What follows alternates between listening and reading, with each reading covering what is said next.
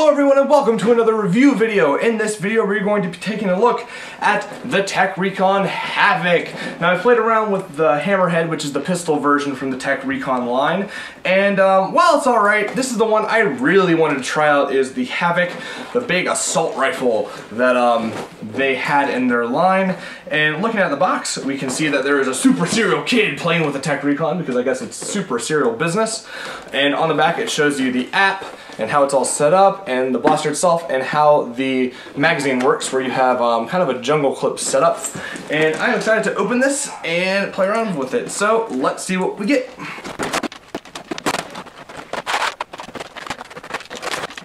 So on the inside you get an instruction manual, of course, which was underneath the first layer of cardboard, which is kind of weird because I would expect them to put it in with the energy round phone mount bundle, but you actually have to pry open the cardboard to the second layer in order to find it, which is kind of weird. But it goes over the app and how to do everything from load it, stock adjustment, power selector, smartphone mount, and Tek Recon setup.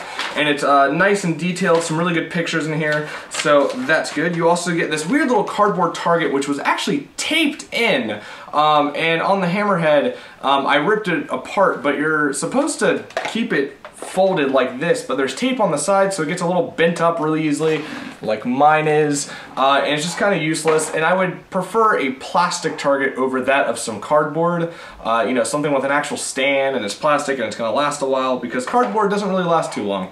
You also get your jungle mag, which is pretty hefty. I like the feel of it. It has a nice thickness to it, and it has a good, I wouldn't say a lot of weight, but you can definitely feel that you're holding it.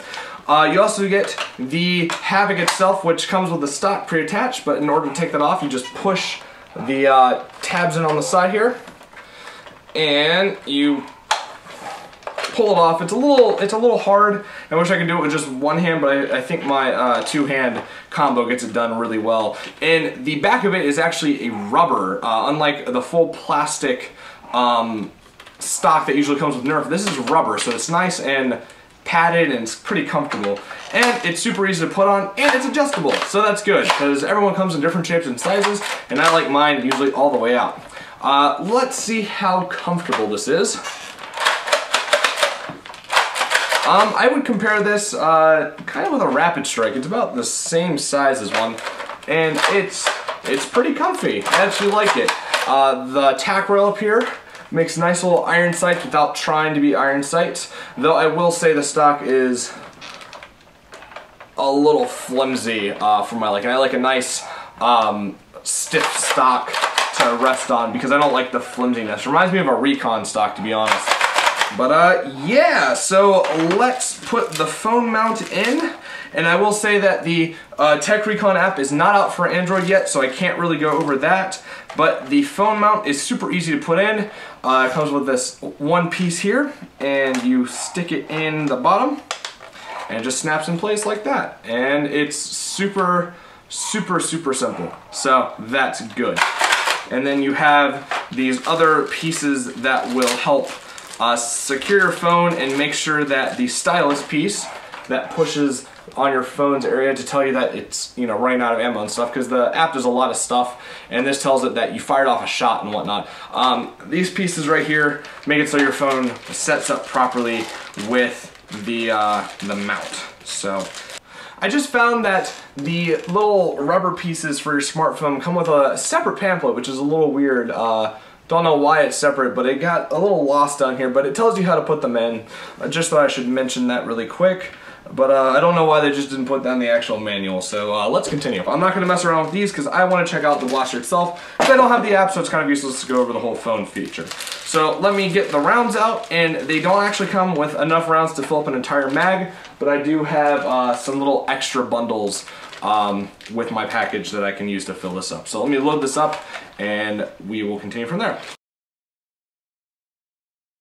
And I gotta say, it is much less efficient than doing darts. So to get this in, you just load into here and make sure that the diagonal is facing towards you. You just kind of pop that in place. Unlike the Hammerhead, where you have like a little slot piece right here, the release is built into the clips themselves, which makes it actually pretty easy to take it out, flip it over, and put that side back in. Alright, and let me fire off a few shots. You can either use the piece right here, or you can use the trigger. The trigger is, it's much further out than Nerf's trigger, but it's still pretty comfortable for me. I can see some people having a little discomfort with it being so far out, but it's alright. It's not as comfortable as a Nerf trigger, but it works because it has to have all that draw in there. And there's also a power selector, so let's start with most powerful. I'll fire off a few shots and compare it to the less powerful shot. So let me fire up my Battlefield 3 dude.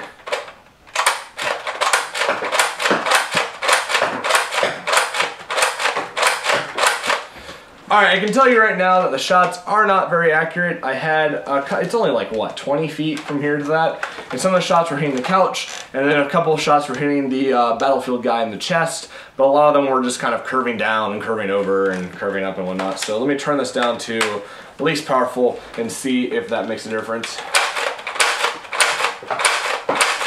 And now they are hardly making it to the guy. It's kind of disappointing to see that it doesn't even shoot that far unless you have it up pretty powerful. Like, it's barely getting to the dude. So if I were you, I would stick to the most powerful setting on this because the lowest setting is pretty ridiculous. Let me load it up some more and keep shooting this off. Alright, so I played around with the Tek Recon Havok a little more, and I shot it from my mini fridge to kind of get a nice little range area of how far it was shooting. And I'm going to go over the pros, and then I'm going to go over the cons of the blaster. The pros are, it looks great. I love the design of the Havok. It's futuristic-y without having those in the future curves. You know how whenever you see kind of like a futuristic weapon, it has these curves on it. You know, cartoons and spacey movies have the curves everywhere. The best I could put that is the Koosh Firestorm, where there's no sharp edges on it. It's just really curvy and it looks futuristic-y. This stays futuristic looking, at least to me, while staying kind of in modern times with the hard lines and everything. And I really like the look of it. I like that all the black areas have this kind of carbon fiber pattern on them. It looks nice and it goes well with the green. And the little tiger stripe stuff looks really nice, and I like the logo on it. It's flat, but it still pops out and you know what it is. Other than that, the feel of the blaster is great. The pump in the front is really comfortable, even for my big size, and I can see it being really comfortable for little kids because this stock has a large range of movement, so a little kid can actually get up there and hold it too. It's comfortable for everyone, at least from my point of view. The mag is thick, it's big, it feels like a mag, and it feels like it actually holds the rounds that it holds, 72, and it feels like it could hold that amount even though the rounds are really small. It feels really nice up in there, and you can hold on to it, and there's no bend. Like, there's no bend to it at all, so that's nice and sturdy. The trigger and handle, or the grip is really, really comfortable. It's perfect for my big hands, and it feels great. But the trigger is a little far out, and I've heard some people saying that they did not like that, but for me, really comfortable, and even if that's a little far out for you, you still have the pump in the front. And the stock, even though it's really flimsy, it reminds me of the Recon stocks, which is one reason I never liked the Recon stocks, is because they were so flimsy.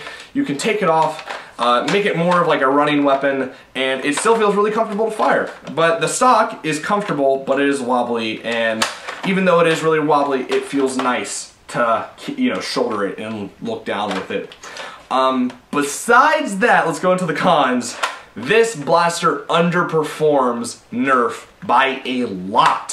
When I say that, the range that it shot reminded me of the old reverse plungered stuff from the N-Strike line. The reason is, I shot it from my mini fridge, and if you guys remember the indoor stuff, usually it lands around the door handle area. This shot below the door handle and down towards the bottom, which is not really a good sign because that was on max power. That's a disappointment to me. You're not getting equal or better ranges than Nerf, and that's your biggest competitor. With exploders, at least it can hit, you know, 90 feet, and you know, it goes a little bit further than Nerf, even though it doesn't really work too well and it's really inaccurate and there's no trigger. This has everything the exploders line doesn't, and it underperforms, and that's the biggest downfall, and that is a really big disappointment because I had high hopes for this. In a nutshell, don't spend your money on the Tek Recon line until they can fix a few things. One, get better rounds that can get better distances out of the stuff, and fix the rate of fire, because this is the fastest I could get it with. While on like an Elite Alpha Trooper, you can go and spam it all day.